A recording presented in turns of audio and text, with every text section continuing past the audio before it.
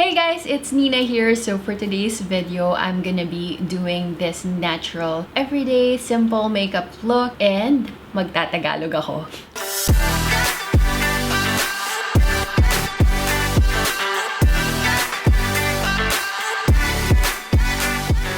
So yeah, so guys, today I'm gonna be talking in Taglish kasi nung tiningnan ko yung analytics ko sa YouTube, most of you guys are from the Philippines or from the UAE pero Filipino kayo. So mostly all of you guys who are watching me are Filipinos. So I'm so glad Filipinos are supporting Filipinos. Yeah, so I thought bakit hindi ako magtagalog since I'm talking to my fellow Filipinas anyways. Yeah. So if you want to know how to do this simple everyday look, kasi alam ko naman mga Filipinas, gusto lang, di ba? Gusto natin medyo natural lang. Especially on a daily basis, hindi naman tayo yung laging full-on makeup. Yeah, so if you want to know how to create this simple look, sobrang simple lang talaga nito, guys. And if you want to hear me in Tagalog, then keep watching. So for the skin, we want yung light coverage lang. So if you have a skin tint or a BB cream, mas maganda yun yung gamitin mo instead of foundation kasi yeah, we're going for that natural look. So we want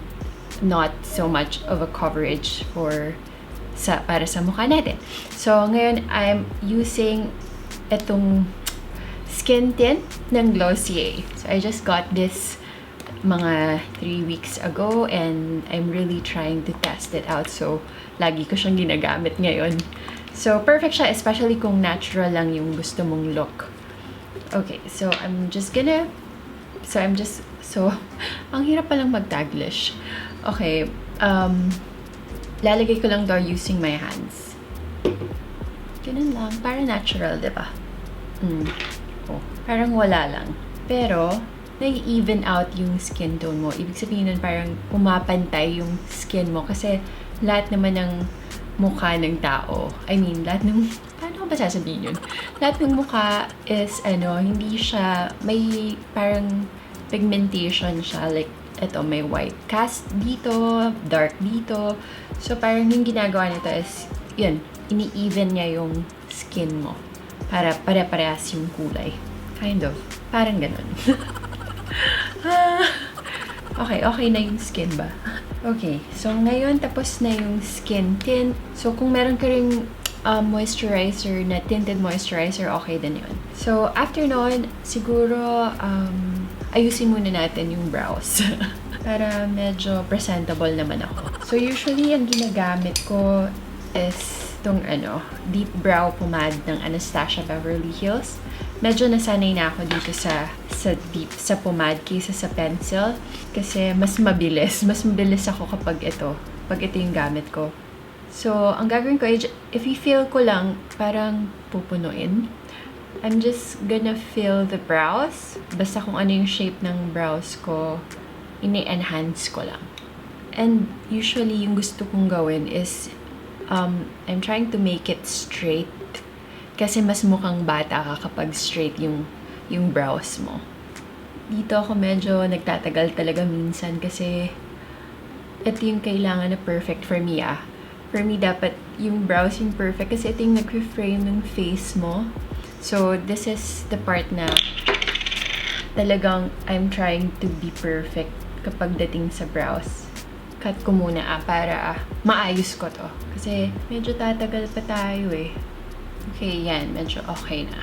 And then, kasi it's a bit, ayoko ng medyo dark yung brows. Sometimes I do, depende sa makeup na gusto ko. But usually, on daily basis, lalo na kapag natural look, gusto ko medyo brown siya.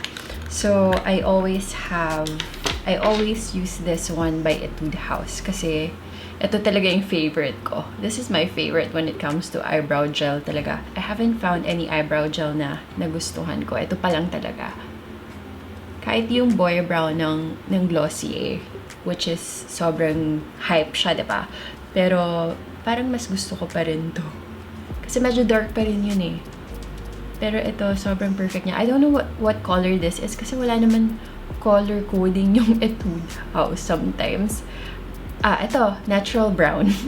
Natural brown. Kasi, dati talaga, wala siyang, color coding. Color coding. Nakita nyo, naging brown, di ba, yung eyebrows? So, ganun yun. Okay, so ngayon, tapos na yung eyebrows. Medyo presentable na ako. Okay, now, next is the concealer. Kasi syempre gusto pa rin natin cover yung blemishes natin kahit natural look, diba? Yung mga under eyes. Ayan, meron akong under eyes? Yung mga eye bags. Yan, dark circles. Ayan, meron ako. I'm really taking care of my skin.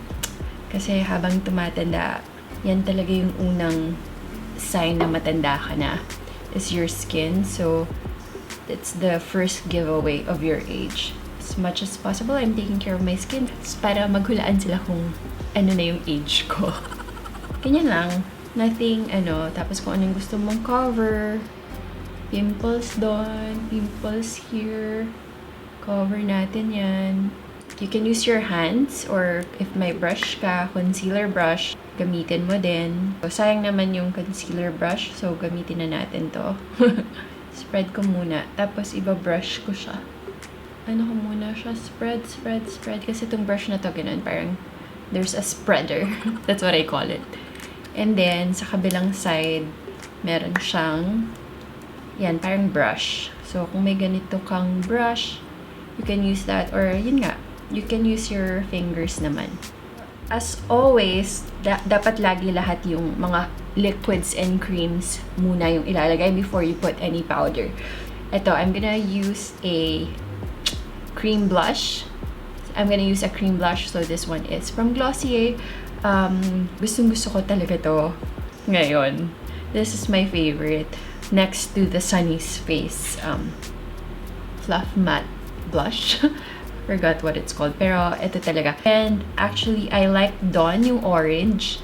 Pero nung na-try ko tong dusk, actually mas maganda pala siya kasi color niya mas madaling i-blend. Ito, perfect yung color niya for a natural look. Parang peachy siya eh. Diba? Natural. Parang natural lang. Yung isa kasi sobrang orange. So, I like using cream blush talaga kasi parang tumatagal yung blush ko kapag may cream blush. I mean, tumatagal yung powder blush kapag may cream blush underneath. Some on the nose too, para mukhang ano ka lang, tanned or sunburned. Okay na to actually. Okay na ba? Actually, eyebrows talaga is very, very important. Sometimes, kahit wala ka ng makeup sa mata, basta eyebrows is good, tapos blush, tapos concealer, okay na yun. So actually, if you want na ganito lang, okay na rin to. I mean, okay na nga ako dito. Tapos na yung lahat ng creams and liquids na lagay ko na. So that's it, diba? Very simple lang. So ngayon, isa-set ko lang siya with a loose powder or any powder. So, eto, gagamit ako ng brush kasi ayokong maglagay ng powder all over my face. So, usually dito lang talaga sa may concealer para hindi mag-move yung concealer. When I say hindi mag-move, yung parang pag naganon mo ng kamay, babakat yung kamay mo. Kasi, yun nga, hindi na-set yung concealer eh. Talaga ako naglalagay ng powder. Or, kung medyo pawisan ka, yan, sa T-zone. Pero dito, not anymore. Kasi nga, maglalagay naman tayo dito ng blush. Daldal ko ba? Daldal ko pala pag Tagalog. Okay, maglalagay naman tayo dyan ng blush. So, okay lang yan. Then ngayon, syempre, medyo konting contour naman, di ba? Para medyo chiseled ang face. Kuha ka lang ng bronzer. Kahit anong bronzer na gusto mo. And then, yan, dito. From the top of your ears, dito, pababa. Pero hanggang dito lang, oh. Sa hollows of your cheeks. Kapag gumanon ka, yun yung line. Sundin mo yan. Yeah, pero wag naman hanggang dito. Parang dito lang. Hanggang sa dulo ng mata mo. Yan, hanggang dyan lang yung bronzer or contour powder. And then, kung gusto mo ng V-shape na mukha, here, lagay ka rin dito. Ito, gusto ko kasi I have cleft chin. So, gusto ko siyang i-enhance pa. So, naglalagay ako dito ng bronzer or ng contour. Pare. Yan, enhance na enhance talaga siya. Weird lang eh, pero I like weird. Enhance your uniqueness. Yan. This is the step na hindi ko makakalimutan sa pag-contour. Pag-contour ng nose. Generally, most of us don't have that very chiseled nose. Yung talagang matangos na ilong. So, fake na lang natin. Kaya naman ng makeup. You don't even need surgery. Okay na yung bronzer. Okay na tayo dun. Ito, it's better to use a brush like this. Yung medyo tapered na brush. Wag yung flat brush kasi wag yung ganito. Dapat yung medyo bilog. Like this one. Pabilog siya. Not the flat brush. So, try and use the round tapered brush. So, that's for the nose. And then now for yung blush. Diba nag-cream blush na tayo? So, ngayon patungan pa natin ng powder blush para talagang hindi na aalis yung blush na yan sa cheeks mo. Okay. So, I'm just using this natural, peach. Peach to ha, hindi siya pink. Peach. Kasi sa mga morena na katulad ko, mas maganda yung peach na blush kaysa yung mga candy pink na blush. Hindi talaga siya bagay. So, go for peach kung morena ka rin. Like me, go for peach. Tandaan nyo yan peach. Kasi mas maganda siya talaga sa atin. Yung mga candy pink, maganda yun sa sa mga mapuputi. Pero ito, peach mas bagay sa atin and mas nagmumukha tayong bright. Not white, but brighter.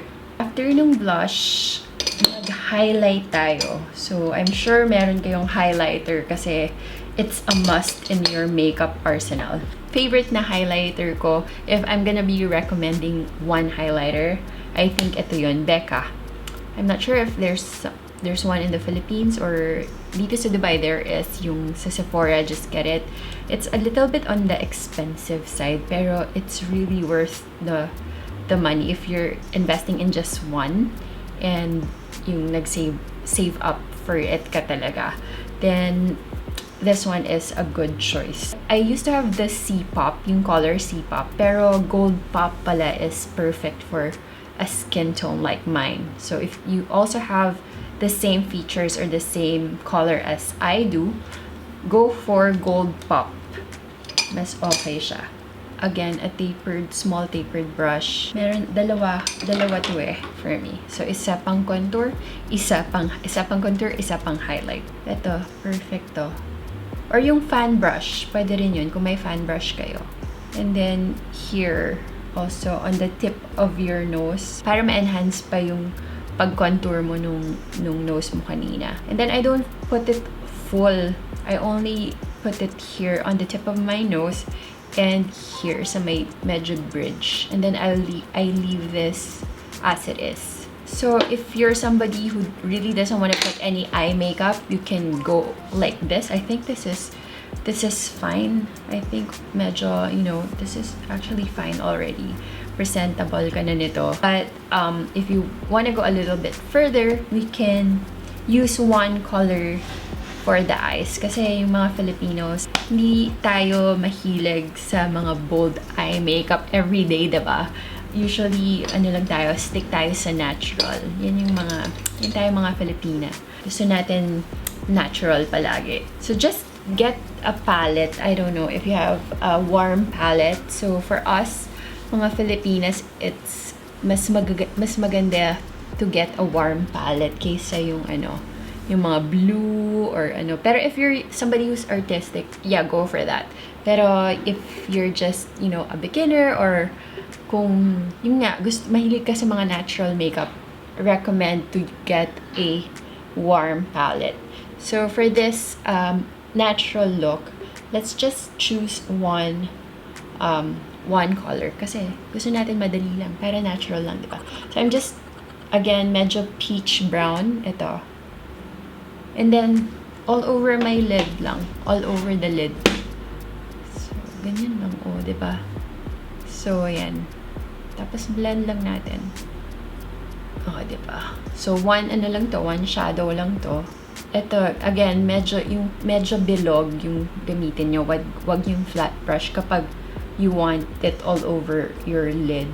Walang kahirap-hirap tong eye makeup nito. Okay, so yun, okay na yun. And then, if you want to put an eyeliner, so I like putting eyeliner kahit natural look sometimes. Pero kapag natural look, gusto ko palagi brown eyeliner, hindi yung black. As in, ano lang, simple lang, dito lang sa dulo, lalagay ko. Yun, ganun lang. So yan, nalagay ko na siya. So I think most of you naman know how to put an eyeliner, diba? So if you don't know how to put an eyeliner, comment down below and I'll see if I can show you guys how I put my eyeliner. And you want your eyeliner laging medyo pataas. Huwag yung pababang eyeliner kasi it's gonna make your eyes droop like this. So dapat ganun. Medyo cat eyes. And then curl lang natin yung lashes and then we're gonna put mascara. So just put whatever your favorite mascara is. Ako, ito ngayon favorite ko yung Benefit Bad Gal Bang. Kasi maganda yung brush niya. Tapos, hindi siya nagsasmudge. So, I'm liking this. For natural look, I know there are some people who still want to use like a fake lashes. So, that's fine. Sometimes ganun din ako like, kasi sometimes yung lashes okay na Hindi mo na kailangan ng eye makeup basta may lashes ka. So, sometimes nagpapa-eyelash extension ako. Yun, para wala na akong masyadong intindihan for my eyes. Like, just the face, eyebrows, ready to go. So, yeah, so that's fine too. If you want to put fake eyelashes, that's fine. But I'm keeping it as it is. I just put the mascara on top. And then, para mas mag-brighten pa yung eyes, I'm just putting this cream liner. So if you have a cream liner or a white liner, you can put that dun sa waterline mo. Dito. Para medyo bright. Para maging brighter yung eyes. Or medyo lumaki siya. Yan. See? See the difference, guys? Nakita mo yung difference nito at saka nito. Diba? Mas brighter yung eyes or mas bigger. Mas bigger siya. And I'm putting it dito lang talaga sa gitna. Para, again, may ano siya, may medyo shadow. And yan! Pero hindi pa tayo tapos kasi lips pa. So, for the lips, kasi nga natural, yung gusto natin, I'm sure meron ito sa Philippines. This is Sunny's Face. This is Nudist. So, perfect nude for us. I really think. I'm so glad Sunny's Face came out with something like this because yung colors talaga nila perfect for Morena. I mean, there are colors that really suits a Morena like me. But like this is like the perfect nude.